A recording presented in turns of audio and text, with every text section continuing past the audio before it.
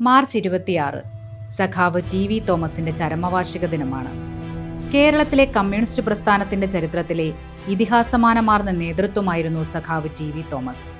Sir CP-യുടെ കിരാതവാഴ്ചയ്ക്കെതിരെ ആലപ്പുഴയിലെ തൊഴിലാളി വർഗത്തെ പോരാട്ടപാതയിൽ അണിനിരത്തിയത് ടി.വിയുടെ നേതൃപാടവമാണ്. പുന്നപ്ര വയലാർ സമരത്തിന്റെ മുഖ്യ സംഘാടകൻ ടി.വി. തോമസ് ആയിരുന്നു. ദിവാന്റെ പട്ടാളം സൃഷ്ടിച്ച ഭീകരതയെ പ്രതിരോധിക്കാൻ ആലപ്പുഴയിലെ തൊഴിലാളി വർഗത്തിന് കരുത്തും ആത്മവിശ്വാസവും പകർന്നു നൽകിയത് ടി.വിയുടെ നേതൃത്വമാണ്. കയർ തൊഴിലാളികളും കർഷക തൊഴിലാളികളും ഉൾപ്പെടെയുള്ള തൊഴിലാളികളെ സംഘടിപ്പിച്ച് അവരെ അവകാശബോധമുള്ള ജനതയാക്കി രൂപാന്തരപ്പെടുത്തുന്നതിൽ മുഖ്യ പങ്കുവഹിച്ച നേതാവാണ് ടി.വി. ആധുനിക കേരളത്തെ രൂപപ്പെടുത്തുന്നതിൽ നിർണായകമായ സംഭാവനകൾ നൽകിയ ഭരണാധികാരിയായിരുന്നു അദ്ദേഹം.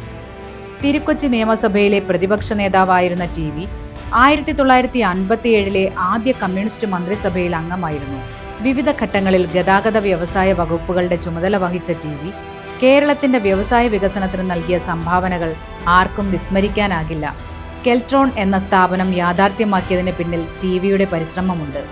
ദിനേശ് ബീഡി കമ്പനി ഉൾപ്പെടെ ഒട്ടേറെ പൊതുമേഖലാ വ്യവസായ സംരംഭങ്ങൾ കേരളത്തിൽ യാഥാർത്ഥ്യമാക്കിയ ദീർഘവീക്ഷണമുള്ള ഭരണാധികാരിയായിരുന്നു ടി.വി. തോമസ്.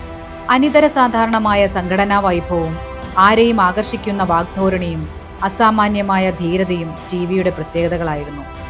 ആധുനിക കേരളത്തിന് വിസ്മരിക്കാനാകാത്ത നാമധേയമാണ് ടി.വി. തോമസ്. കേരളത്തിലെ കമ്മ്യൂണിസ്റ്റ് പ്രസ്ഥാനത്തിന്റെ പ്രയാസകരമായ യാത്രാവഴികളിൽ ധീരതയോടെ പാർട്ടിയെ നയിച്ച നേതാവാണ് ടി.വി.